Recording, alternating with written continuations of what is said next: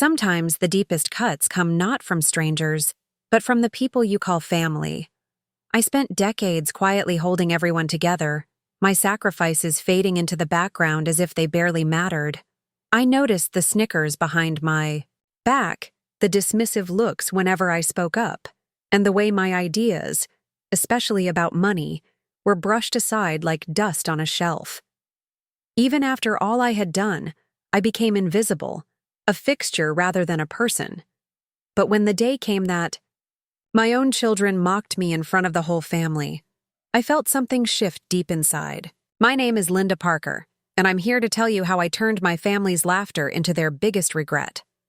Before I begin, I'd love to know where you're watching from, and don't forget to subscribe to the channel for more real stories like mine. Linda, where's my blue shirt? Frank called from upstairs, his voice carrying that familiar tone of expectation. In your closet, second shelf, I replied, not looking up from my financial magazines spread across the kitchen table. Right, where it always is. I can't find it, I sighed, setting down my reading glasses. At 63, I'd been answering these same questions for 42 years of marriage. I'll be right there. As I climbed the stairs, I thought about the article I'd been reading, something about emerging markets that nobody in this house would care to hear about. Frank was standing in front of his open closet, hands on his hips. It's right here, I said, pulling out the shirt hanging exactly where I'd told him. Well, it wasn't there when I looked, he grumbled, snatching it from my hands without a thank you. Frank, I wanted to talk to you about something, I began, but he was already heading to the bathroom. Not now, Linda. I'm running late. Not now. Always not now. I walked back downstairs to find my daughter Evelyn in the kitchen, rifling through a purse. Mom, can I borrow $20? I forgot to hit the ATM. Evelyn, you're 39 years old, I said, moving my purse away from her reach. And that's the third time this month. God, Mom, don't be so dramatic. It's just $20. She rolled her eyes in that way that made me feel ancient. Besides, I'll pay you back. Like you paid back the $200 from last month? That was different. My business had a cash flow issue. Her business. The photography studio that hadn't turned a profit in 3 years, but everyone pretended was going wonderfully. I handed her the $20, knowing I'd never see it again. Thanks, Mom. You're a lifesaver. She pecked my cheek and was gone before I could mention the investment opportunity I'd discovered. Mark arrived an hour later with little Sophie in tow. My 10-year-old granddaughter ran to me with genuine affection, the only person in this family who still seemed happy to see me. Grandma Linda, Dad says you might babysit me tonight because he has a work thing. Does he now? I looked at my son, who was already on his phone. Mark, you could have asked me directly. Sorry, Mom. Big client dinner. You know how it is. He didn't look up from his screen. Rachel's coming too, so it'll be like a family thing. Well, the fun part of the family. The fun part. I felt something cold settle in my chest. What about Mrs. Jensen next door? She babysits. Come on, Mom. Sophie loves staying here. Plus, you're free anyway, right? Free. As if my time had no value because I didn't punch a time clock anymore. Actually, I had plans tonight. Plans? Mark finally looked up, eyebrows raised. What kind of plans? There's an investment seminar downtown. I thought, an investment seminar? He laughed, actually laughed. Mom, those things are scams. They just want to take your money. This one is hosted by the university's business school. Even worse. A bunch of professors who've never made a real dollar telling people how to invest. He pocketed his phone. Just watch Sophie, okay? I promise I'll make it up to you. After he left, I sat with Sophie at the kitchen table, helping her with homework while my mind wandered. When had I become the default solution for everyone else's problems? When had my opinions become jokes? Grandma, what's this word? Sophie pointed to her reading book. Entrepreneur, I read. It means someone who starts their own business. Like Aunt Evelyn. Well, Aunt Evelyn tries to be an entrepreneur. Are you an entrepreneur, Grandma? I paused, looking at my granddaughter's earnest face. I suppose I am, in my own way. I invest in companies I believe in. That sounds cool. Can you teach me? Would you like that? Yes, but don't tell Dad. He says money stuff is boring. That evening, after Sophie was asleep, I sat in my den with my notebooks. 40 years of careful research, of reading annual reports while everyone else watched television. 40 years of small investments that had grown into something substantial. Something none of them knew about. My friend Grace called around 9. How was your day, dear? The usual. Frank couldn't find his shirt. Evelyn needed money. Mark needed babysitting. And what about Linda? What did Linda need? I smiled. Grace always asked the right questions. Linda needed to feel useful, I suppose. Linda is useful. She's also intelligent, capable, and underappreciated. Sometimes I wonder what would happen if I just stopped. Stopped what? All of it. The cooking, cleaning, babysitting, lending money. The invisible work that keeps this family running. Maybe it's time to find out. After we hung up, I pulled out my investment portfolio summary. The numbers still surprised me. Careful, consistent. Investing over 4 decades had built something impressive, something that could give me choices. I thought about Sophie's question. Was I an entrepreneur? Perhaps it was time to find out what kind of businesswoman I really was. Sunday dinner at the Parker house was supposed to be sacred family time. But lately it felt more like a weekly performance where I played the supporting role to everyone else's starring parts. Rachel, could you help me bring out the roast? I called to my youngest daughter. Coming, Mom. Rachel appeared in the kitchen, looking frazzled. Sorry I'm late. Traffic was insane. You're not late, honey. Everyone else is just early for once. We carried the food to the dining room where Frank was already carving, Mark was checking his phone, and Evelyn was reapplying her lipstick using her camera as a mirror. Sophie, put your tablet away, I said gently. But Grandma, I'm learning about stocks on this game app. You're learning about stocks? Mark snorted. At 10 years old? Grandma Linda taught me about entrepreneurs and investing yesterday. Oh, did she now? Evelyn looked amused. What kind of investing wisdom did Grandma share? I just explained what the word meant, I said, feeling heat rise in my cheeks. Well, that's sweet, Mark said in that patronizing tone he'd perfected. But maybe leave the financial education to the adults, Mom. I am an adult, Mark. In fact, I'm the adult who's been managing this family's finances longer than you've been alive. Managing finances? Frank laughed, stabbing at his roast. Linda, you balance the checkbook and pay bills. That's not the same as investing. Actually, I've been thinking about that biotech company I mentioned last month, I said, trying to keep my voice steady. Gene Tech Solutions. Their Alzheimer's research is really promising, and— Oh, not this again, Evelyn interrupted. Mom, you read one article in Money magazine and think you're Warren Buffett. I've been following them for 6 months, not one article. Their Phase 2 trials— Mom, Mark said like he was talking to a child. Biotech is extremely volatile. You could lose everything. I'm not talking about putting everything in one stock. I'm talking about a carefully calculated investment based on research. Research? Frank wiped his mouth. Linda, watching the news doesn't count as research. The laughter started with Evelyn's snicker, spread to Mark's chuckle, and even Sophie giggled along, not understanding the joke but wanting to fit in. Rachel looked uncomfortable but said nothing. You should stick to your recipe collection, Mom, Mark said. Leave the investing to people who understand markets. People like you? I asked quietly. Well, yes. I have an MBA, I work in finance. And you've lost money every year for the past 3 years with your expensive financial advisor. The table went quiet. Mark's face flushed red. That's different.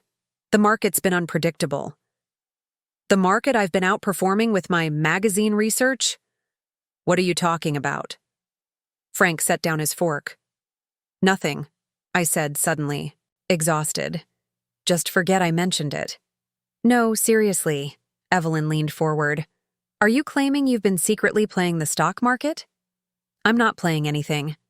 Mom, Rachel spoke up softly. Have you really been investing? I looked around the table at their faces, skeptical, amused, dismissive.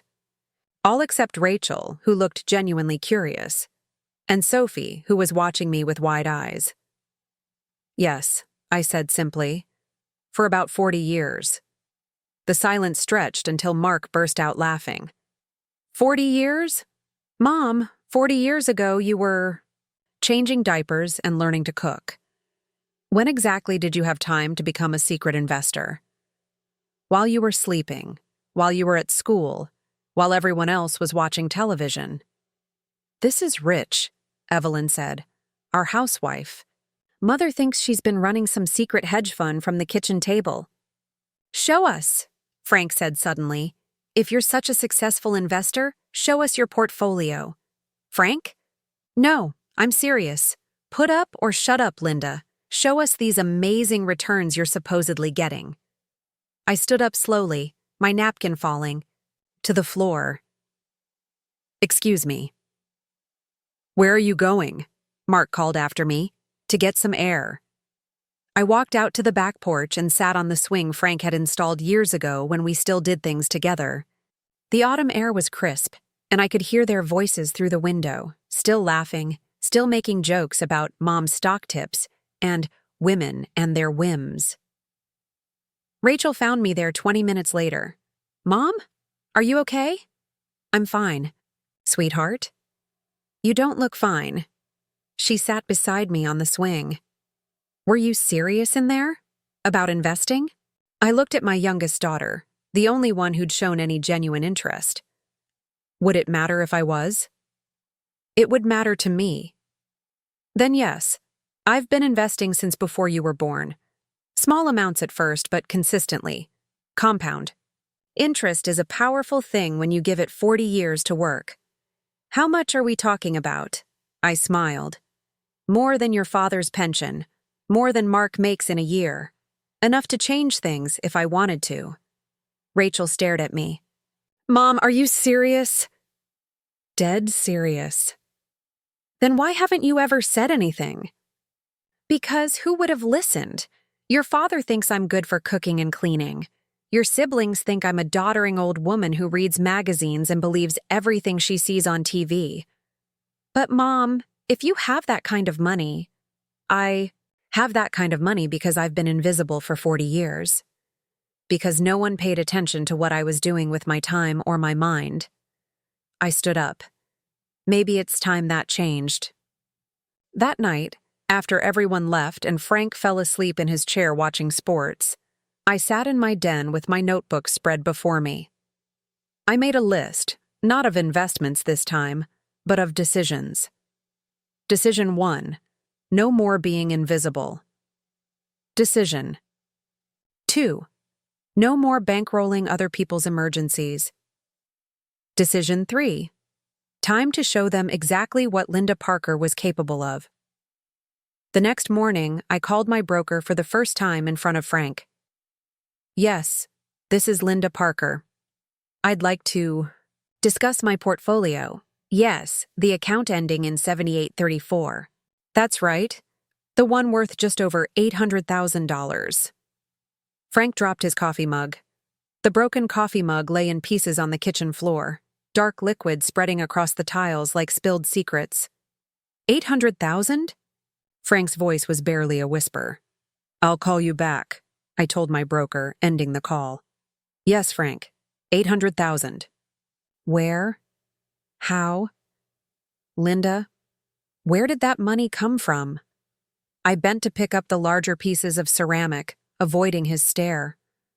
From the same place all money comes from, careful planning and smart decisions. But $800,000? We don't have that kind of money. You don't have that kind of money, I corrected, dropping the pieces in the trash. I do. Linda, this is insane. We're married. What's yours is mine, and what's mine is yours? I straightened up, meeting his eyes for the first time. Frank, when was the last time you asked my opinion about money? When was the last time you included me in a financial decision? That's different. I handle the big picture stuff. The big picture stuff? I almost laughed. You mean like the second mortgage you took out without telling me? Or the loan against your 401k that you haven't mentioned? His face went white. How did you— I pay the bills, remember? I see everything that comes through this house. Every statement, every notice, every past due reminder. Linda, I can explain. Don't. I held up my hand. Just don't. I need some time to think. I retreated to my den, the one room in the house that was truly mine. My notebooks were arranged on the desk just how I liked them, 40 years, of research, observations, and calculations. I pulled out my latest portfolio statement and spread it across the oak surface. GeneTech Solutions, $47,000 profit year to date. I'd bought in 18 months ago after reading about their Alzheimer's breakthrough in a medical journal. Not Money magazine, as Evelyn had sneered, but the New England Journal of Medicine. Clean Energy Corp., $23,000 profit. I'd invested 3 years ago when everyone said renewable energy was a pipe dream. Datamine Analytics, $31,000 profit. A small company that specialized in healthcare data management. I'd found them through their patent filings, not through any financial advisors. Recommendation. My phone rang.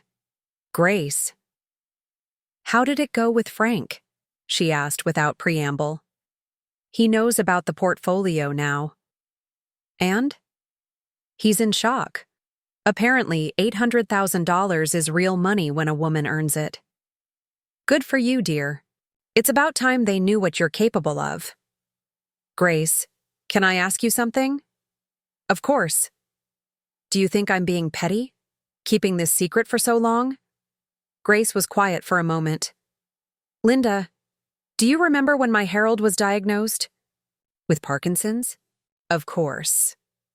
You know what the hardest part was? Not the disease itself, but watching people stop seeing him as a person. Suddenly, he was just the sick man. His opinions didn't matter anymore. His ideas were dismissed. He became invisible. That's different. Is it? You've been invisible for 40 years, Linda. Not because you're sick, but because they chose not to see you. The money isn't the point. The respect is. After we hung up, I opened my laptop and logged into my investment accounts. $814,000 to be exact. But it wasn't just the money that mattered. It was what the money represented. 40 years of being underestimated. 40 years of having my intelligence dismissed. I started making notes in a fresh notebook. Not investment research this time, but a different kind of calculation. Monthly expenses they didn't know I covered. $2,400. Mark's emergency bailouts over the past year. $3,200. Evelyn's temporary loans. $4,800. Sophie's summer camp. Music lessons and school supplies. $2,100. I was writing the check for Frank's golf club membership when he appeared in the doorway. We need to talk, he said. Yes, we do. He sat down heavily in the chair across from my desk. Linda, I had no idea you were doing this. The investing, I mean. I know. Why didn't you tell me? I set down my pen and looked at my husband of 42 years. Really looked at him. When had his hair gotten so gray? When had those lines appeared around his eyes? When would I have told you, Frank? During breakfast when you're reading the paper?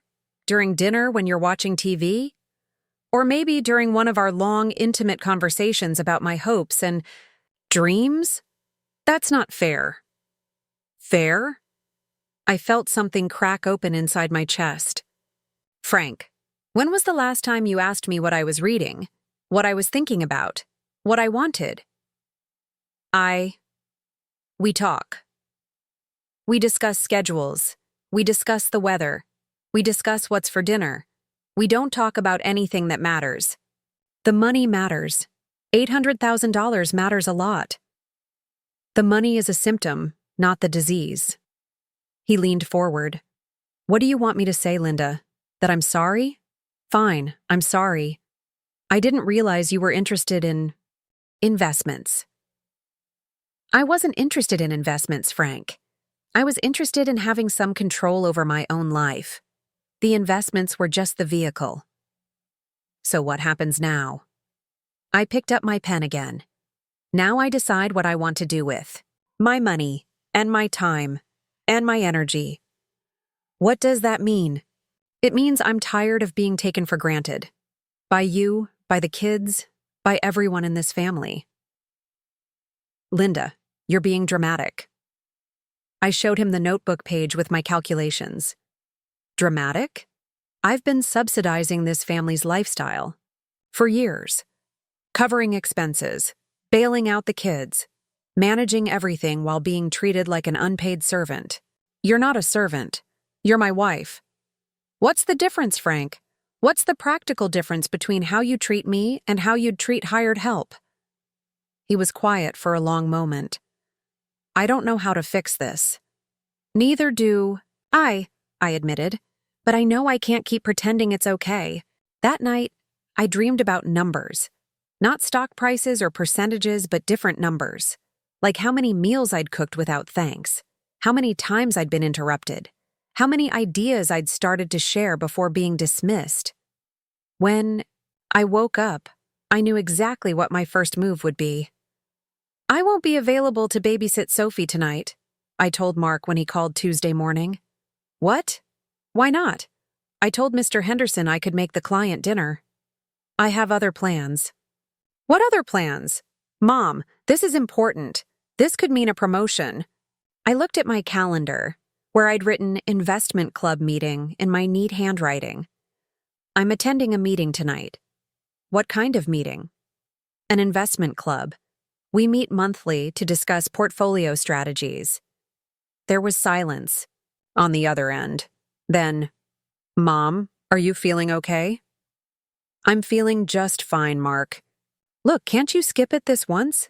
It's not like it's a real job or anything. No, I can't skip it. And it is real, whether you think so or not. Mom, be reasonable. Sophie loves staying with you, and Mrs. Jensen charges $40. Then pay Mrs. Jensen $40. You're being ridiculous. I'm being unavailable. There's a difference. After I hung up, Frank looked up from his newspaper. Was that really necessary? Which part? Having my own plans or refusing? To cancel them for everyone else's convenience? Linda, the boy's trying to get ahead in his career. And I'm trying to have a life beyond being everyone's backup plan. The investment club met at the downtown library, 12 women ranging from their 40s to their 80s. I'd been attending for 3 years, but I'd never mentioned it at home. Why? Because I knew exactly what they'd say. Linda, Margaret Chen waved me over. How did your gene tech position work out? Up 38% since I bought in. Excellent. I wish I'd listened to you about healthcare stocks sooner. What's your next research project? Asked Susan, a retired accountant who'd built a portfolio worth over $1 million. I'm looking at a small company called Eco Waste Solutions. They've developed a new process for breaking down plastic waste. Environmental plays are hot right now, Margaret noted. What's their competitive advantage? For the next 2 hours, we discussed market trends, analyzed quarterly reports, and shared research. These women listened to my ideas, challenged my assumptions, and treated my opinions with respect. On the drive home, my phone rang. Evelyn. Mom, Mark told me you refused to babysit Sophie tonight. That's correct. Why? What's so important that you can't help your own family? I had a prior commitment. To what? Your book club? To my investment club. She laughed. Your investment club? Mom, you're not serious about this stock market thing, are you? Completely serious. But why? Why now? I pulled into my driveway but didn't get out of the car. Evelyn, how much do you know about compound interest? What does that have to do with anything? Answer the question. I don't know. Interest builds on itself, I guess. Exactly. For 40 years, small decisions have been compounding. Small dismissals, small put-downs, small assumptions that my time doesn't matter. Now the compound interest is due. Mom, you're talking crazy. I'm talking clearly for the first time in years. The next day, Evelyn showed up at my door with Sophie in tow. Can you watch her for a few hours? I have a client meeting. Did you arrange childcare? I thought you could. You thought. Wrong. I kissed Sophie on the forehead. I'm sorry, sweetheart, but Mommy didn't plan ahead. But Mom, you're always available. Not anymore. What am I supposed to do? The same thing working parents do every day. Figure it out.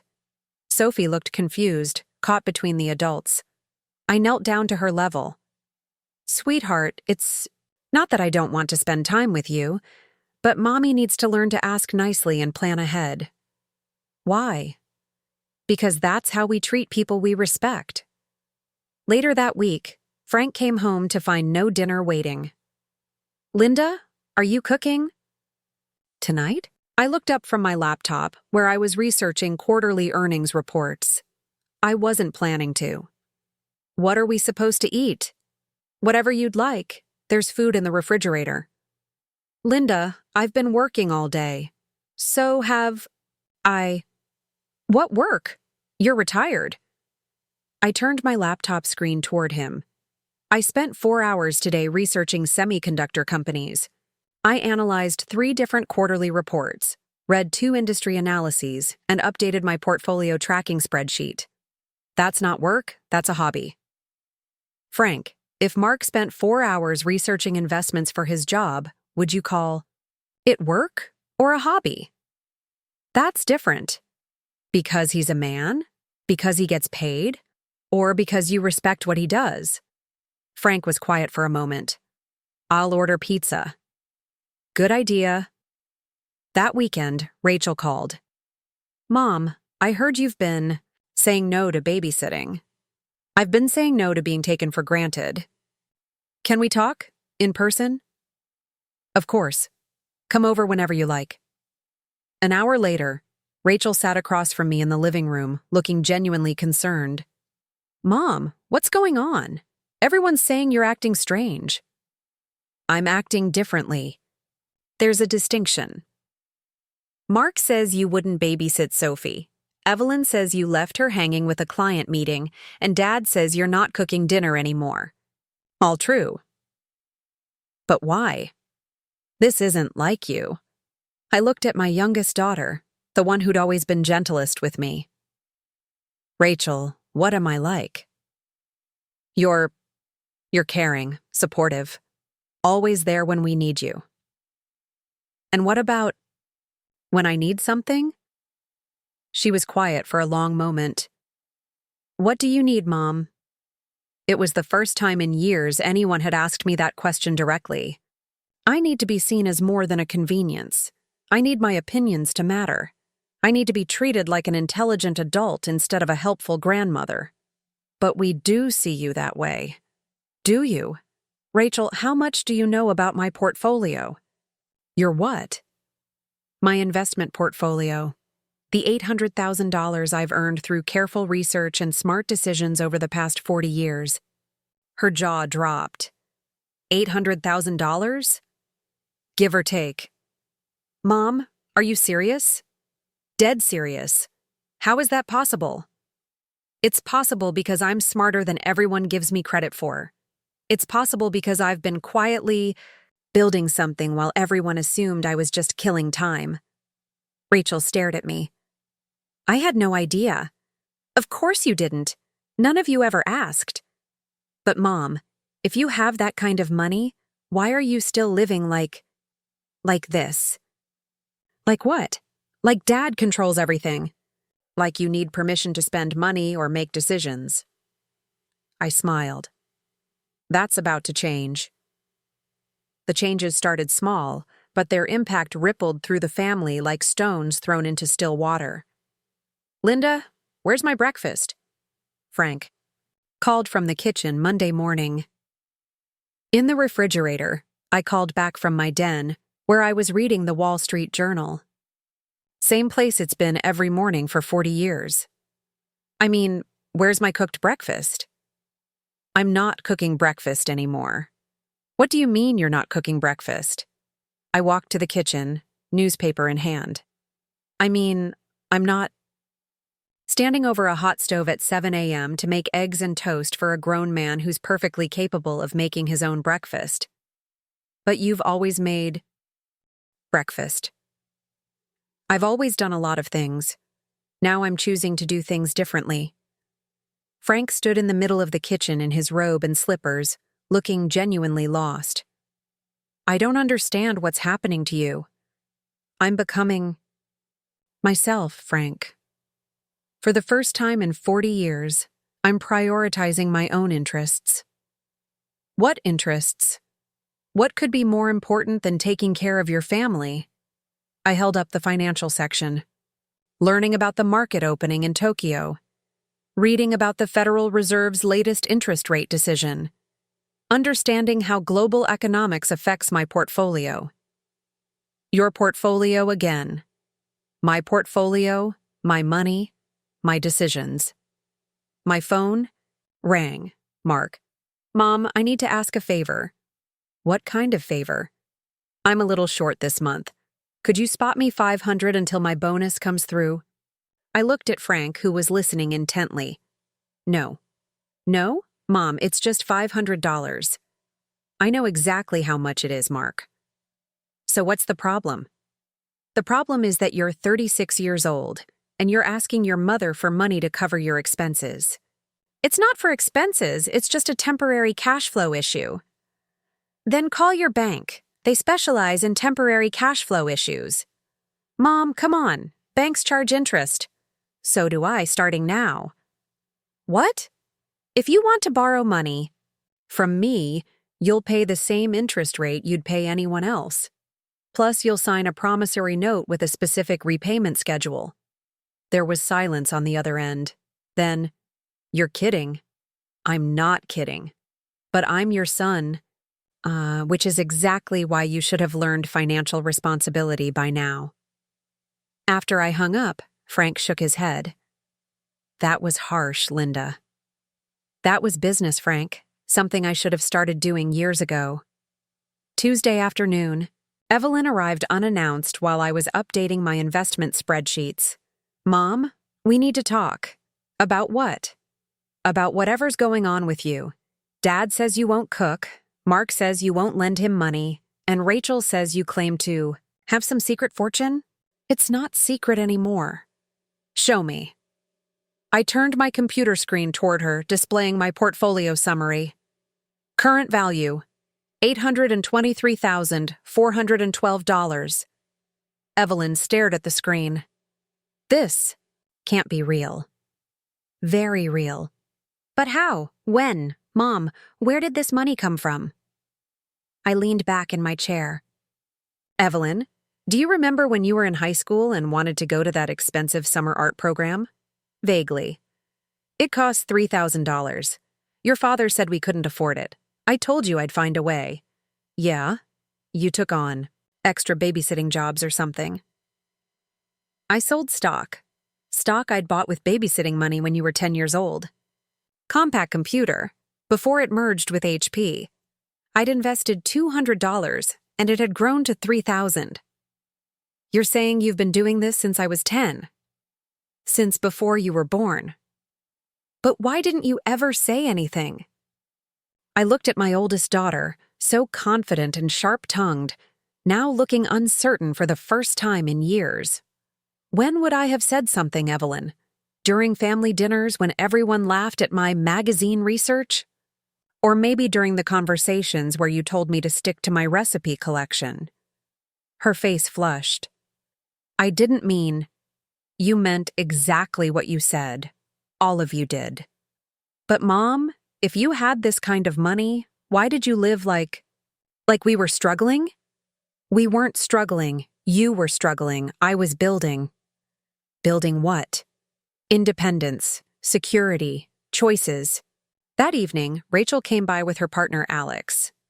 I'd always liked Alex. They treated Rachel with respect and kindness, something I was beginning to appreciate more. Mrs. Parker, Alex said, Rachel told me about your investment success.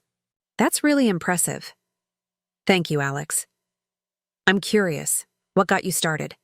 It's not easy to begin investing, especially 40 years ago when there wasn't as much information available. Finally, someone was asking the right questions. I started because I was scared, I admitted. Frank was working long hours. We had 3 small children, and I realized I had no idea what would happen to us if something happened to him. So you started investing to build security? At first, but then I discovered I was good at it. I enjoyed the research, the analysis, the long-term planning. It became less about fear and more about accomplishment. That makes perfect sense, Alex said. Rachel, your mom is basically a self-taught financial analyst. I never thought of it that way, Rachel said quietly. Most people don't, I replied, including my family. Later, after Rachel and Alex left, I found Frank in his chair watching television. Frank, can I ask you something? Sure. If our neighbor Jim spent 40 years researching investments and built an $800,000 portfolio, what would you think of him? Frank muted the TV. I'd think he was pretty smart, pretty successful. And if he offered you investment advice, I'd probably listen. Then why won't you listen to me? Frank was quiet for a long moment. I don't know, Linda. I honestly don't know. I think you do know. You just don't want to admit it. What's that supposed to mean? It means you can't stand the idea that your wife might be smarter than you about something that matters. That's not true. Isn't it? Frank, you've spent 40 years dismissing my intelligence, my interests, my opinions. Now you find out I've been quietly outperforming the market while you've been losing money with your expensive financial advisor, and you're angry. I'm not angry. You're furious, but not at me, at yourself, because you're finally seeing what you've been too proud to notice all these years. Frank clicked off the TV and sat in silence. Outside, I could hear the neighbor's dog barking and the distant sound of traffic. Normal life continuing while our life shifted on its axis. What do you want from me, Linda? I want you to see me, really see me, not as your wife, not as the mother of your children, not as someone who exists to make your life easier. I want you to see me as Linda Parker, individual human being with her own mind and her own worth. I do see you. No, Frank. You see what you need me to be. There's a difference. The next morning, I woke up to find Frank making his own breakfast. It was just scrambled eggs and toast, but it was a start. I was organizing old financial documents when I found the folder tucked behind Frank's tax files. The label read, Private, in his handwriting, which immediately caught my attention since we'd never kept financial secrets from each other. At least I thought we hadn't. Inside were loan documents dated 6 months ago. A second mortgage on our house for $75,000. Frank, I called, my voice sharper than intended. He appeared in the doorway of my den, coffee cup in hand. What's wrong? I held up the documents. What is this? His face went pale. Linda, I can explain. A second mortgage for $75,000 without telling me? I was going to tell you. When? After they foreclosed on our house? Frank sat down heavily in the chair across from my desk.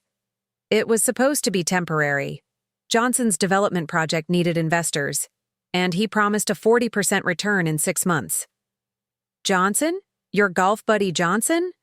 He's, a successful developer, Linda. He's built half the subdivisions in this county. And where's your 40% return? Frank's silence told me everything I needed to know.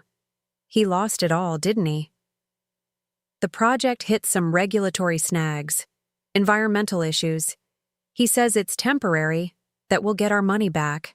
Once, Frank, you mortgaged our house to give money to your golf buddy for some half-baked real estate scheme? It wasn't half-baked. I did research. What research? Did you read environmental impact studies? Did you analyze local zoning laws? Did you examine his track record with similar projects? I trusted him. You trusted him with our home, our security, everything we've worked for. I pulled out my calculator and started running numbers. At current interest rates, this loan is costing us $420 a month. For how long? 15 years. 15 years. I set down the calculator. Frank, you've committed us to paying over $75,000 in interest alone without asking me. I'm the primary breadwinner. You're retired, Frank. Your pension and Social Security are your only income. My portfolio earnings have been larger than your pension for the past 5 years. Your portfolio earnings aren't real income. They're more real than your imaginary 40% returns. From Johnson. That afternoon, I drove to the bank to meet with our loan officer, Mrs. Peterson. Mrs. Parker, what can I do for you today? I need to understand our options regarding the second mortgage my husband took out. She pulled up our file on her computer. Yes, I see it here. $75,000, 15-year term. What would it cost to pay it off early? Let me calculate that for you. She typed for a moment. With the prepayment penalty, you'd need approximately $78,000 to clear the debt. And if we don't pay it off, you'll pay the full term. Total cost would be about $128,000. I thanked her and drove home, my mind racing. $78,000 would take a significant bite out of my portfolio, but it would save us $50,000 in interest over 15 years. That evening, I called an emergency family meeting. What's this about, Mom? Mark asked as everyone gathered in the living room. This is about honesty, about financial transparency, about the secrets that have been kept in this family. I placed the mortgage documents on the coffee table. Your father took out a second mortgage on this house 6 months ago without telling me. Dad? Evelyn looked shocked. It was a business opportunity, Frank said defensively. It was gambling, I corrected. And he lost. How much? Rachel asked quietly. $75,000. Mark let out a low whistle. Dad, what were you thinking? I was thinking about our future, about leaving something for you kids. By risking the house? Rachel's voice was tight. It wasn't supposed to be a risk. But it was a risk, I said. A huge risk that you took without consulting me, even though this is my home too. What are you going to do? Evelyn asked. I'm going to pay it off. You're going to what? Frank stared at me. I'm going to liquidate $78,000 from my portfolio to clear this debt. Linda, you don't have to. Yes, I do. Because unlike you, I actually care about protecting our home. Wait, Mark interrupted. You have $78,000 just sitting around? I have $800,000 sitting around, as you put it. Carefully invested. And growing. $800,000? Mark's voice cracked. Mom, are you serious? Completely serious. But that's more than I make in 3 years. It's more than your father made in 10 years when you were growing up. The room fell silent. Sophie, who'd been quietly coloring in the corner, looked up. Grandma, are you rich? I smiled at her. I'm comfortable, sweetheart. I made smart choices with my money. Can you teach me to make smart choices? I'd love to. Evelyn cleared her throat. Mom, I need to tell you something. What is it? I've been taking money from the joint grocery account. for my business expenses. How much? About $3,000 over the past year. Evelyn, Rachel gasped. I was going to pay it back. I just needed some cash flow help. I looked at my oldest daughter. $3,000 that I budgeted for household expenses you used for your photography business? It was supposed to be temporary. Like your father's investment was supposed to be temporary? Mark shifted uncomfortably. Mom, I should probably mention that I borrowed against the family trust fund. You did what?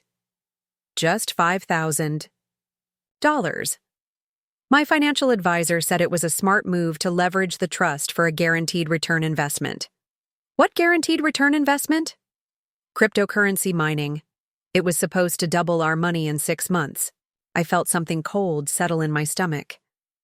And did it double? The mining operation got shut down by the SEC. Turns out it was a Ponzi scheme. So you lost $5,000 from your children's trust fund on a cryptocurrency scam? I'm going to replace it. With what money? The money you keep borrowing from me? Rachel spoke up quietly. I'm the only one who hasn't taken money or made secret investments. Thank you, Rachel. But I knew about Mark's trust fund loan and didn't say anything. The room fell silent again. I looked around at my family, my husband who'd risked our home, my daughter who'd stolen grocery money, my son who'd gambled with his children's inheritance, and my other daughter who'd kept their secrets. So let me understand this, I said slowly. While you've all been laughing at my investment ideas and treating me like I don't understand money, you've collectively lost or stolen over $80,000 through bad decisions and dishonesty. Linda, Frank started. I'm not finished. I stood up. For 40 years, I've been the responsible one. I've been the one paying attention, making careful decisions, building security for this family. And what have I gotten in return? Mockery, dismissal, secrets and lies. Mom, we didn't mean, Evelyn began. You meant exactly what you did. All of you. You took my intelligence for granted, you took my money for granted, and you took my love for granted. I walked to the window and looked out at the yard Frank used to maintain, but had let go to weeds in recent years. Here's what's going to happen, I said without turning around. I'm paying off the mortgage to save our home, but I'm also making some changes to how this family operates. What kind of changes? Mark asked nervously. I turned back to face them. The kind that ensure this never happens again. The family meeting I called for the following Sunday was different from our usual gatherings. This time I was in charge. I've asked Grace to join us as a neutral observer, I announced as my friend took a seat in the living room. Given the financial irregularities we've discovered, I thought it would be wise to have a witness. A witness to what? Frank asked. To the new terms of our family's financial relationship. I'd spent the entire week preparing documents, consulting with lawyers, and making decisions I should have made years ago. The folder in my hands contained the future of the Parker family. First item, I said, opening the folder. The mortgage has been paid off. Our home is secure. Thank you, Mom, Rachel said quietly.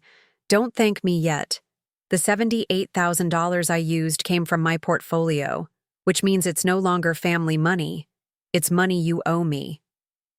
What does that mean? Frank asked. It means I've prepared a promissory note.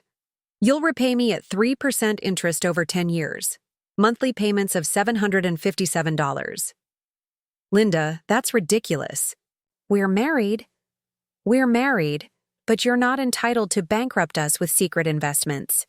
If you want to gamble with large sums of money, you'll gamble with your own money, not mine.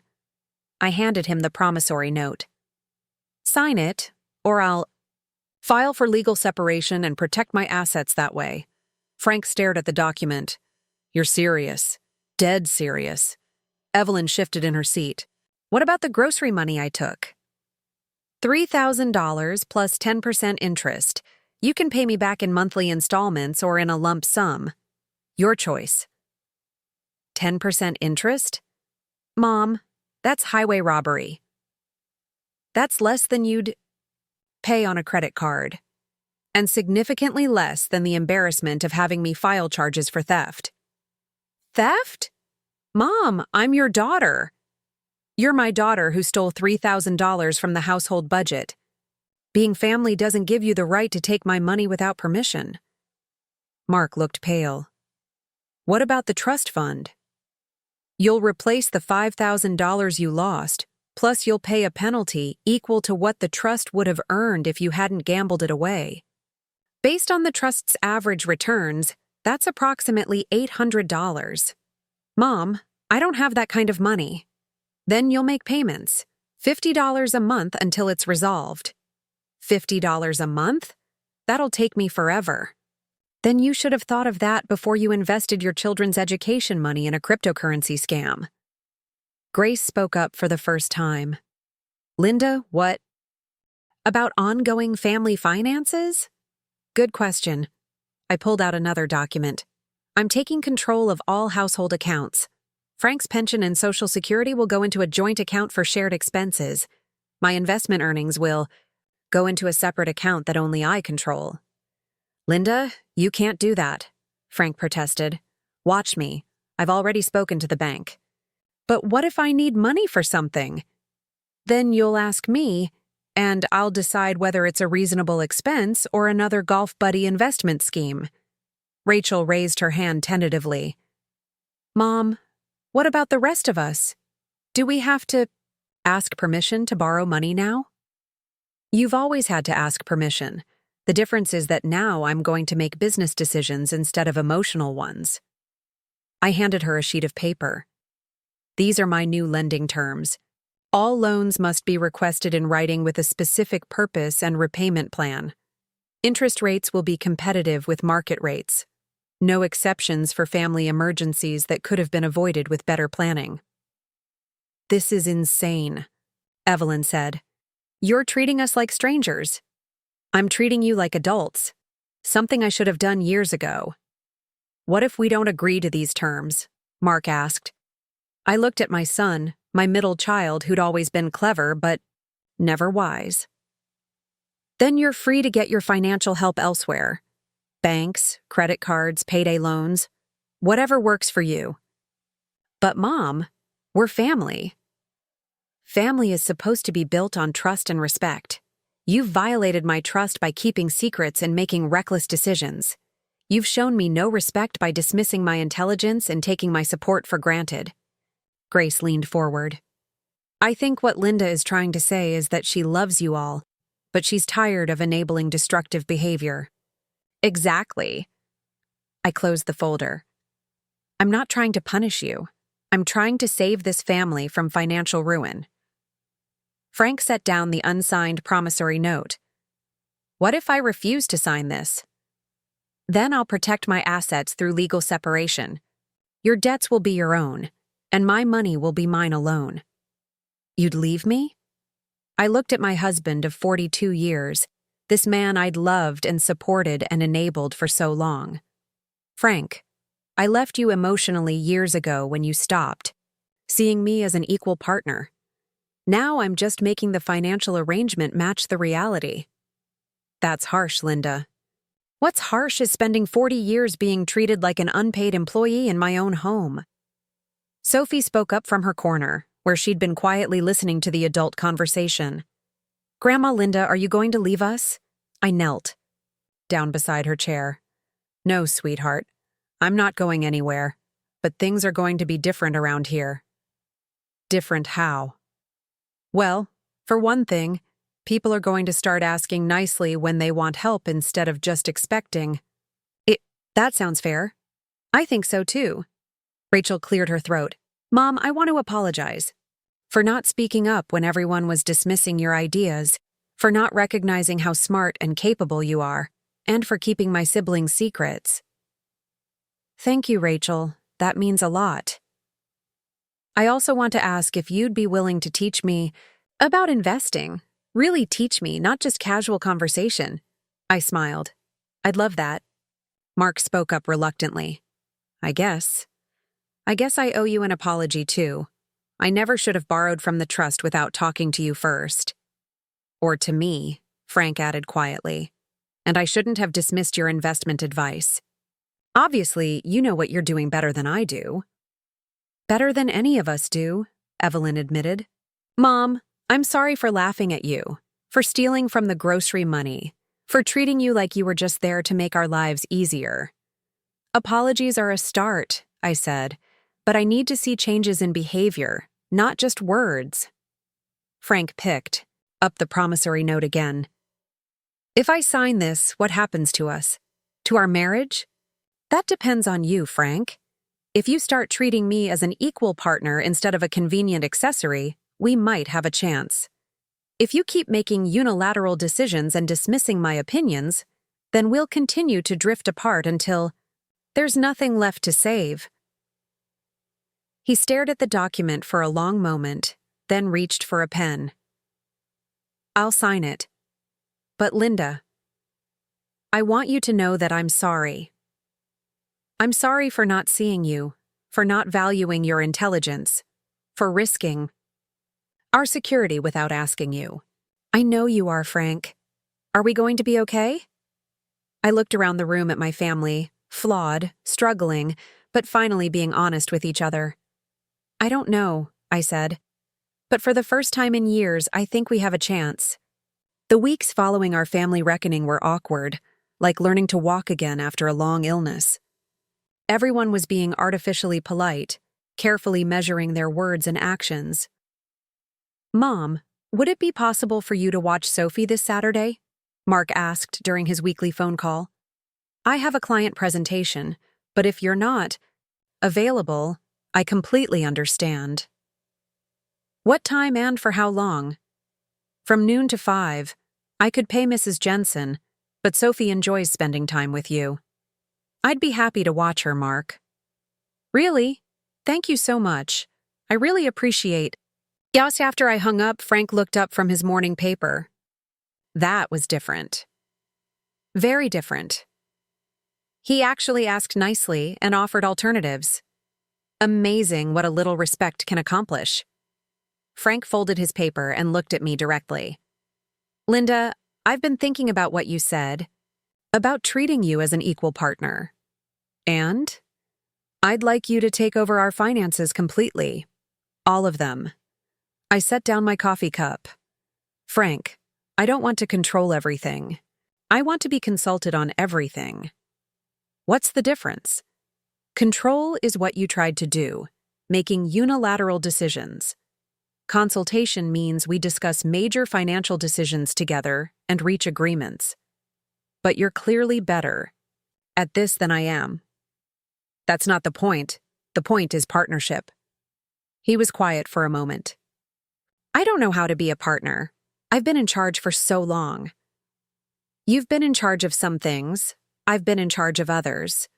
The problem was that we both pretended your things were more important. So, what do we do now? We practice, starting with our budget for next month. That afternoon, I spread our financial documents across the kitchen table and showed Frank exactly where our money went each month. I had no idea grocery bills were so high, he said, looking at the receipts. They've been high for years. You never asked. And utilities. When did electricity get so expensive? It's been climbing gradually. I've been absorbing the increases by cutting other expenses. What other expenses? I showed him my personal spending log. I haven't bought new clothes in 2 years. I've been cutting my own hair. I stopped buying books and started using the library. Frank stared at the numbers. Linda, why didn't you tell me?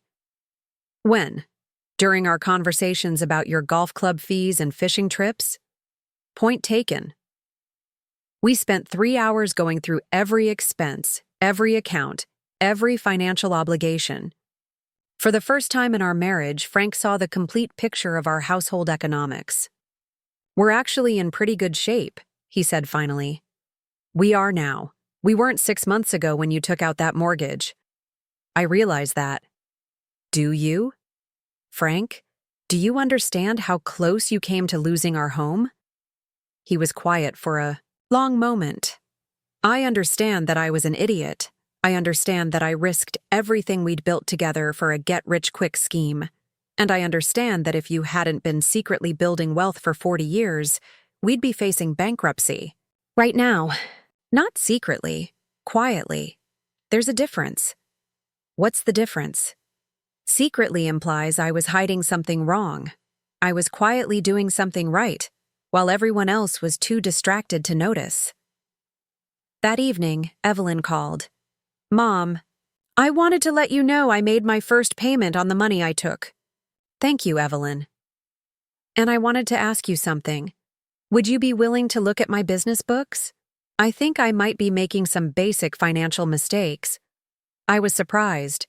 You want my help with your business? If you're willing. I know I don't have the right to ask for favors after everything, but I could really use some guidance from someone who actually knows what they're doing. I'd be happy to help. Really? Really. But Evelyn, I want you to understand something. I'm not helping you because you're my daughter and I feel obligated. I'm helping you because you asked respectfully and acknowledged my expertise. I get it, Mom, and thank you. Saturday. Afternoon, while I was watching Sophie, she looked up from her coloring book. Grandma Linda, are you still mad at everyone? I was never mad, sweetheart. I was hurt. What's the difference? I set down my book and gave her my full attention. Mad is when someone does something and you want to punish them. Hurt is when someone does something and you want them to understand how it made you feel. Did everyone understand? I think they're starting to. Are you still hurt? A little, but it's getting better. Because they're being nicer now? Because they're being more respectful. There's a difference between nice and respectful. What's the difference? Nice is saying please and thank you. Respectful is listening when someone talks and believing that their ideas matter. Sophie nodded seriously. I want to be respectful to you, Grandma. You already are, sweetheart. You ask good questions and you really listen to the answers. Will you still teach me about money? Of course. Even though I'm just 10? Especially because you're 10. The earlier you learn, the more time you have for your money to grow. That evening, Rachel came by with Alex. Mom, we've been talking about what happened at the family meeting, Rachel said. And?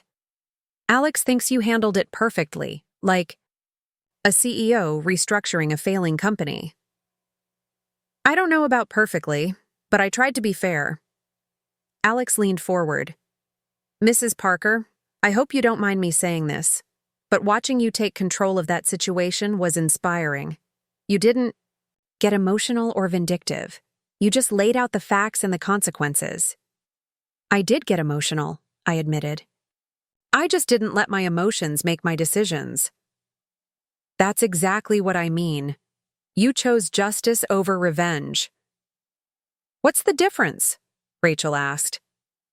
Revenge is about punishment, I explained. Justice is about setting things right and preventing future harm. Is that why you're making Dad and the others pay you back instead of just forgiving the debts? Partly, but mostly it's about teaching consequences. If I just forgave everything, what would stop them from making the same mistakes again? Nothing, Alex said. They'd learn that Linda will always clean up their messes.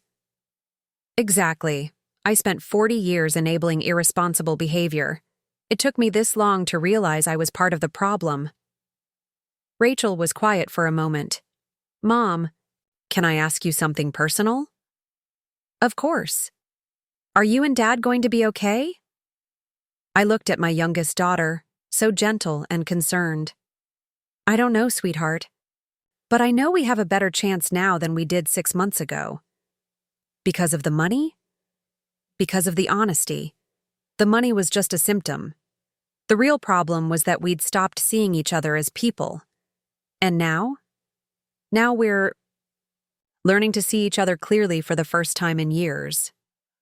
That night, as I was getting ready for bed, Frank appeared in the bedroom doorway. Linda, can I ask you something? Sure. Do you think we can make this work? Our marriage, I mean. I looked at my husband, really looked at him. Frank, for the first time in years, I think it's possible.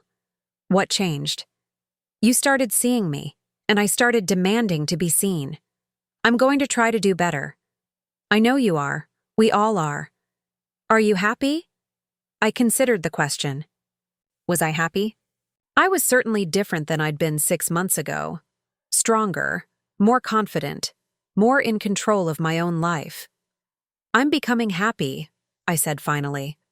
For the first time in a long time, I feel like I'm living my own life instead of just supporting everyone else's. I want you to be happy, Linda. Then keep treating me like an equal partner instead of a convenient accessory. I will, I promise. As I lay in bed that night, I thought about justice versus revenge. I could have destroyed my family financially and emotionally. I had the power and, arguably, the justification. But destruction wouldn't have given me what I really wanted: respect, partnership, and genuine relationships built on truth.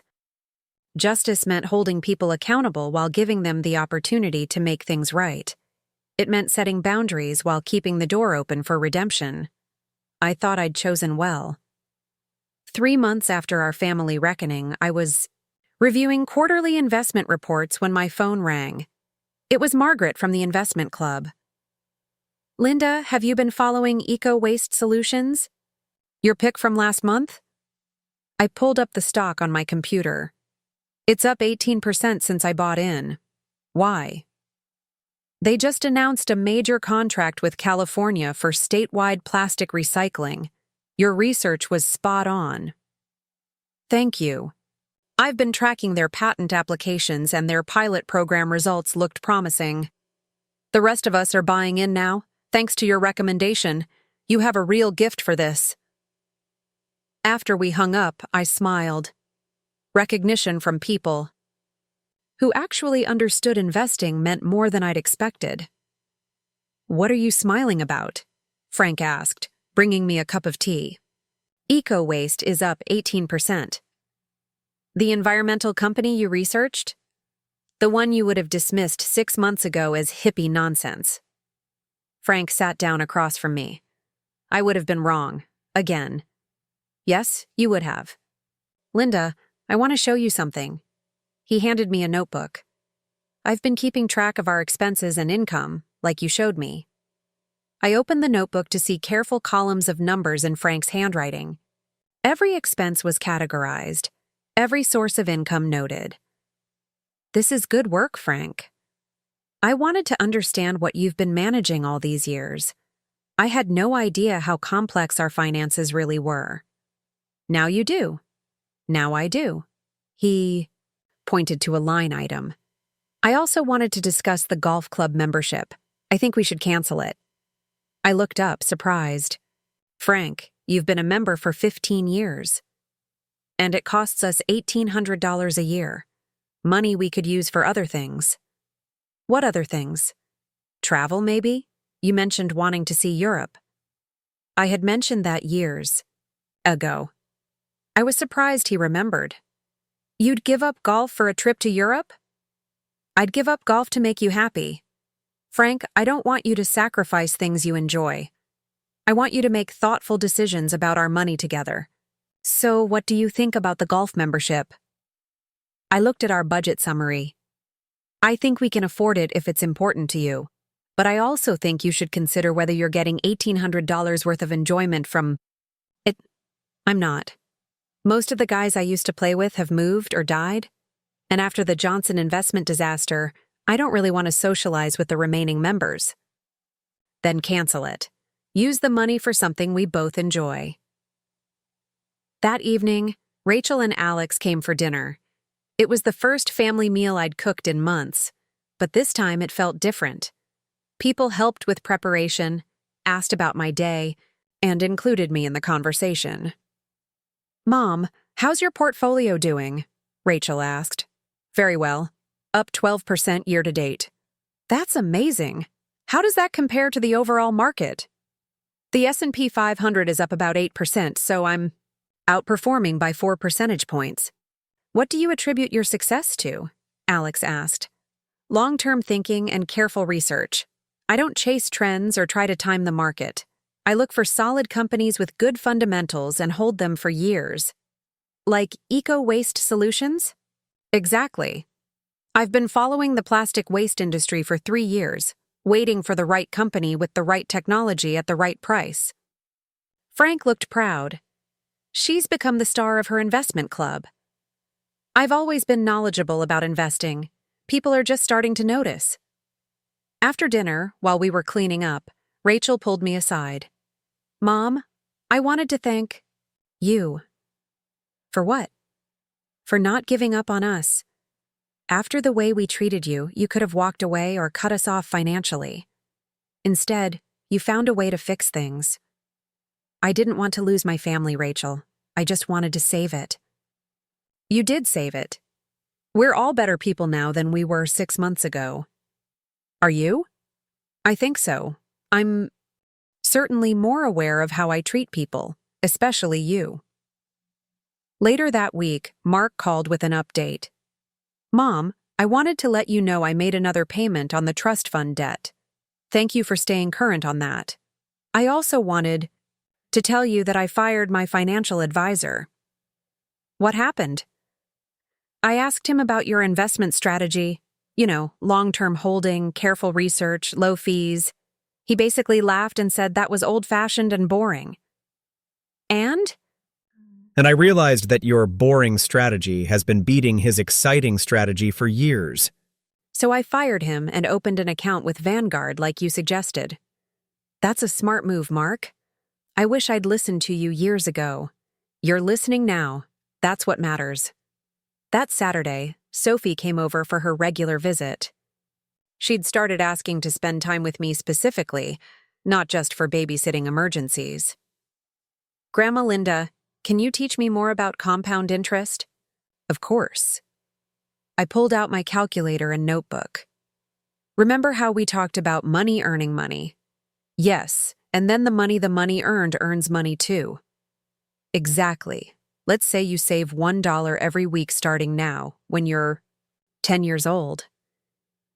We worked through the math together, Sophie's eyes growing wide as she saw how her weekly dollar could grow to thousands of dollars by the time she was my age. Grandma, this is like magic. It's better than magic, sweetheart. It's mathematics. Magic isn't real, but compound interest is very real. Will you help me open a bank account? I'd love to, but we need to ask your father first. He'll say yes. Dad listens to you now. Does he? Everyone listens to you now. It's different. Sophie was right. It was different. Not just because I had proven myself financially, but because I had demanded respect and held my ground when it wasn't freely given. That evening, I was reading in my den when Evelyn knocked on the doorframe. Mom, do you have a minute? Of course. She sat down with a folder in her hands. I wanted to show you my business books, like we discussed. For the next hour, we went through her photography business finances. Her bookkeeping was disorganized, her pricing was too low, and she wasn't tracking her actual costs properly. Evelyn, you're losing money on every wedding you shoot. But I'm building a client base. You're building a client base while going broke. That's not sustainable. I showed her how to calculate her true costs, including equipment depreciation, travel, time, and post-processing work. I need to raise my prices by 30%? At minimum, you're providing a professional service. Price it like one. What if clients won't pay that? Then they're not your clients. You want customers who value quality work and are willing to pay for it. That's scary. Scary, but necessary. Running a business isn't just about following your passion. It's about making smart financial decisions. Will you help me implement these changes? I'd be happy to. But Evelyn, I need you to understand something. What? This isn't me fixing your problems. This is me teaching you to fix your own problems. I understand. Do you? Because there's a difference between help and enablement. You're helping me become self-sufficient instead of dependent on you. Exactly. As autumn turned to winter, our family settled into new rhythms. Frank and I had morning coffee together and actually talked about our plans for the day. The kids called to check in, not just when they needed something. Family dinners became conversations instead of performances. My portfolio continued to grow, but more importantly, my relationships were growing too, based on respect instead of obligation, honesty instead of convenience. One evening, as I was updating my investment spreadsheet, Frank sat down beside me. Linda, I have something to tell you. What is it? I'm proud of you. I looked at my husband. What brought this on? I was talking to Jim next door. He mentioned that his wife has been asking you for investment advice. She has some questions about retirement planning. He said you've become the go-to person in the neighborhood for financial guidance. Word gets around. He also said something else. He said he wished he'd married someone as smart as you. What did you tell him? I told him I did marry someone as smart as you. I was just too stupid to notice for 40 years. I smiled. Better late than never. Is it? Better late than never? I looked around my den, at my notebooks full of research, at my computer showing my growing portfolio, at the respect I'd finally claimed for myself. Yes, Frank, I think it is. 1 year after our family reckoning, I received a phone call that would have shocked me just months earlier. Mrs. Parker? This is Janet Morrison from Morrison & Associates Wealth Management. We'd like to offer you a position as a senior investment advisor. I set down my morning coffee. I'm sorry, what? We've heard about your investment performance through several of our clients. Margaret Chen speaks very highly of your analytical skills and your track record. I'm flattered, but I'm 64 years old with no formal credentials. Mrs. Parker, you've consistently outperformed the market by significant margins over multiple years. That's not beginner's luck. That's skill. We're looking for someone with your practical experience and proven results. After I hung up, I sat in my kitchen, staring at the phone. A year ago, my own family had laughed at my investment ideas. Now, a prestigious wealth management firm was offering me a job. Frank walked in carrying the morning paper. Who was that? A job offer. A what? He sat down, giving me his full attention, something that had become natural over the past year. Morrison & Associates wants to hire me as an investment advisor. Frank stared at me. Linda, that's incredible. Are you going to take it? I don't know. I've never worked outside the home. You've been working all your life. You just weren't getting paid for it. I looked at my husband, still surprised by these moments of clarity from him. What do you think I should do? I think you should do whatever makes you happy. We don't need the money thanks to your investments. But if you want the recognition, the challenge, the chance to help other people, then you should take it. That afternoon, I called Janet Morrison back. I'm interested, but I have conditions. What kind of conditions? Part-time schedule. I want to maintain my personal investments and family time. And I want to focus on helping women who've been overlooked by traditional financial advisors. We can work with that. When can you start? 3 weeks later, I walked into Morrison & Associates for my first day. The office was elegant, all mahogany and leather, but I felt comfortable. I had earned my place here. My first client was Helen Rodriguez, a widow whose husband had handled all their finances. She sat across from my desk, clutching a folder of papers. Mrs. Parker, I don't understand any of this. My husband always said I was too emotional to handle money. Mrs. Rodriguez, being emotional about money isn't a weakness. It means you care about your security and your future. That's exactly the attitude that makes good investors. Over the next hour, I helped Helen understand her portfolio, explained her options, and showed her how to read her statements. When she left, she was smiling. I never thought I could learn this stuff. You already knew more than you realized. You just needed someone to explain it in a way that made sense. That evening, I told Frank about my day over dinner. She reminded me of myself a few years ago, I said. Smart woman who'd been told she couldn't understand finance. How many women do you think are in that situation? Thousands, maybe millions. Then you found the right job. Over the following months, I built a client base of women like Helen, widows, divorcees, women who'd been excluded from financial decisions their whole lives. I taught them the same principles I'd learned. Research your investments. Think long-term. Don't let emotions drive your decisions. My success at Morrison & Associates created ripples in my personal life. Rachel started bringing her friends to me for financial advice.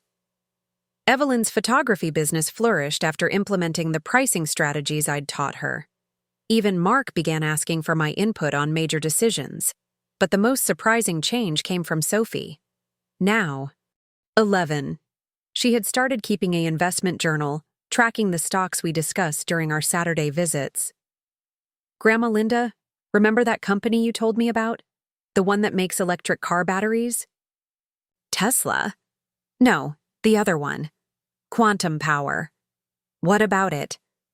It's up 32% since you mentioned it. I wrote it all down. I looked at my granddaughter's careful notes, her charts tracking stock prices and company news. Sophie, this is excellent research. I want to be an investor like you when I grow up. You already are an investor, sweetheart. You're just getting started. That Saturday evening, the whole family gathered for dinner, something that had become a monthly tradition since our reckoning. But unlike the old family dinners, these were collaborative affairs. Everyone contributed to cooking, and conversation flowed naturally. Linda, Frank said, raising his water glass, I want to make a toast. What for?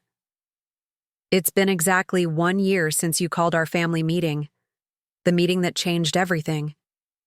The table grew quiet. We all remembered that difficult evening. I want to toast the woman who saved our family by refusing to let us take her for granted anymore. Here, here, Rachel said, raising her glass. To Grandma Linda, Sophie added, the smartest investor in the world. Even Evelyn, who had struggled the most with the changes, smiled and raised her glass. To Mom, who taught us that quiet doesn't mean weak. As we clinked glasses, I felt a warmth that had nothing to do with the wine. This was what I had wanted all along, not to be worshipped or feared, but to be seen, respected, and valued for who I really was. Later that evening, as Frank and I were cleaning up, he turned to me with a thoughtful expression. Linda, do you remember what you said to me that night? About the difference between control and consultation? I do. I've been thinking about that a lot, not just about money, but about everything. How I made unilateral decisions about our retirement plans, our social life, even what we watched on television. And I want to start over. Really. Start over. What would you like to do with the rest of our life together? I looked at my husband, really looked at him. The man who had dismissed my ideas for decades was now asking for my dreams. I want to travel, I said. I want to see the places I've only read about. I want to take financial literacy workshops to underserved communities. I want to write a book about investing for women. Then that's what we'll do. Together, as equal partners. 6 months later, Frank and I were sitting in a cafe in Prague, planning our next destination. I had just finished teaching a workshop for American expatriate women, helping them navigate international investing. My phone buzzed with a text from Margaret at the investment club. Linda, Eco Waste Solutions just announced another major contract. You're up 127% on that position. The rest of us owe you dinner. I showed Frank the message. He shook his head, smiling. Do you remember when I called your stock picks women's intuition? I remember. I was such an ass. Yes, you were. How did you put up with me for so long? I considered the question. Because underneath the dismissive husband was the man I married. It just took 40 years for him to resurface. I'm glad you waited. I'm glad you came back. That evening, as we walked along the Charles Bridge, Frank asked me something that had been on his mind. Linda, do you think you would have eventually stood up to us even if we hadn't pushed you so far that night at dinner? I thought about it. I don't know. Maybe. But probably not for a few more years. What finally made you act? Sophie. Sophie? When I heard her laughing along with the adults, dismissing my ideas because that's what everyone else was doing, I realized I was teaching her that women's voices don't matter. I couldn't let that happen. So you did it for her? I did it for all of us. But seeing my granddaughter learn to disrespect me the way everyone else did, that was the moment I knew things had to change. 2 years later, I published my book, The Quiet Investor: How to Build Wealth When No One's Watching. It became a bestseller, particularly among women over 50 who identified with my story. The book tour was surreal. Here I was, Linda Parker from suburban Ohio, speaking to packed auditoriums about financial independence and self-respect. The questions from the audience were always similar. How do you find the courage to stand up to family? What if they never change? Is it too late to start over at my age? My answers were always honest. It's never too late to claim your worth. Some people will change when faced with consequences, others won't. But your self-respect can't depend on their approval. At a book signing in Chicago, a woman approached my table with tears in her eyes. Mrs. Parker, I read your book last month. Yesterday, I told my husband I was taking over our retirement planning. He laughed, just like you described, but I stood my ground. How did it turn out? He's still not happy about it. But for the first time in 30 years, I'm not backing down. Your story gave me permission to value my own intelligence. You always had that permission. You just needed to give it to yourself. As I signed her book, I thought about the woman I used to be. Invisible, accommodating, quietly brilliant, but never acknowledged. That woman seemed like a stranger now. On the flight home, I opened my laptop and began working on my second book. This one would be about the difference between nice and kind, between keeping peace and enabling dysfunction. I had learned that true kindness sometimes means creating uncomfortable situations that force growth. Frank, reading beside me, glanced over at my screen. Another book? Another book. What's this one about? How to love people enough to hold them accountable. He nodded thoughtfully. I think I know something about that topic now. You do? We all do. As our plane descended into Cleveland, I reflected on the journey that had brought me here. 3 years ago, I was a woman whose family took bets on how wrong her stock picks would be. Now I was returning from a successful book tour, having helped thousands of women find their financial voice. But the real victory wasn't the professional success, or the money, or even the recognition. The real victory was in my living room every Sunday, when my family gathered not out of obligation, but out of genuine affection. It was in Sophie's investment journal, filled with careful research and growing confidence. It was in Frank's morning question, what are we going to accomplish today? Most of all, it was in the woman I saw in the mirror each morning. Someone who had learned that dignity isn't given, it's claimed. Someone who had discovered that it's never too late to become visible in your own life. I had spent 63 years being the quiet one at the table. But quiet, as my family finally learned, doesn't mean powerless. Sometimes it just means you're carefully choosing your moment to speak. And when that moment comes, the whole world listens. Sophie, now 16, Called me from her part-time job at a local investment firm where she worked summers. Grandma Linda, you were right about renewable energy stocks. The fund I've been tracking is up 43% this year. Have you been keeping notes? Of course, just like you taught me. Good girl. What are you learning at the office? That most of the older male advisors still don't take women seriously, but the younger ones do, especially the ones who've read your book. I smiled. Change was slow, but it was happening. Sophie, remember what I told you about respect? That you can't demand it, but you can command it through your actions and refuse to accept anything less. Exactly. You're going to do just fine in this world. After we hung up, I looked around my home office, the same den where I'd spent years researching investments in secret. Now, it was filled with awards, speaking engagements, photos, and letters from women who'd found the courage to claim their own worth. Frank appeared in the doorway with 2 cups of coffee. Working on the new book? Just finished the final chapter. What's it called? I turned my laptop screen toward him. The title page read, Never Too Late, How to Reclaim. Your power at any age. Perfect, he said, settling into the chair beside my desk.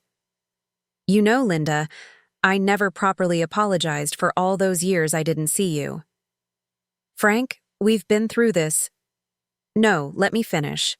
I spent 40 years married to one of the smartest people I've ever known, and I treated you like furniture. I'm sorry it took a crisis for me to wake up. We all needed to wake up. Maybe, but you were the only one brave enough to sound the alarm. I reached over and took his hand. I wasn't brave, Frank. I was desperate. There's a difference. What's the difference? Bravery is choosing to do something difficult because it's right. Desperation is choosing to do something difficult because all the alternatives are worse. Which one was it when you called that family meeting? I thought about it. Both, I think. I was desperate to save our family, but it took bravery to risk losing you all in the process. You didn't lose us. You saved us. We saved each other. That evening, as I was putting the finishing touches on my manuscript, my phone rang. It was Janet Morrison from the wealth management firm. Linda, I have a proposition for you. What kind of proposition? We want you to head up a new division, Morrison and Associates Women's Wealth Management. You'd design the programs, hire the staff, and focus entirely on serving the demographic you've become known for helping. I sat back in my chair. Janet, that sounds like a full-time position. It would be. And Linda, it would also make you one of the most senior female executives in the firm's history. After I hung up, I sat quietly in my den, thinking. At 68, I was being offered the kind of career opportunity I'd never dreamed possible. The recognition, the platform, the chance to help even more women, it was everything I could have wanted. But I was also content with the life I'd built. My part-time consulting, my writing, my family relationships that had taken years to repair and strengthen. Frank found me there an hour later, still thinking. Everything okay? I told him about Janet's offer. What are you going to tell her? I don't know. What do you think I should do? I think you should do whatever Linda Parker wants to do. Not what the family needs, not what would make us proud, not what anyone else expects. What do you want? I looked at my husband, the man who had learned to ask the right questions. I want to think about it. Then think about it. You've got time. And I did have time. For the first time in my adult life, I had the luxury of making decisions based on my own desires rather than everyone else's needs. The woman who had once been invisible now had choices, opportunities, and most importantly, the confidence to know that whatever I decided would be the right decision. Because I had learned the most important lesson of all. I was worth the wait. The end.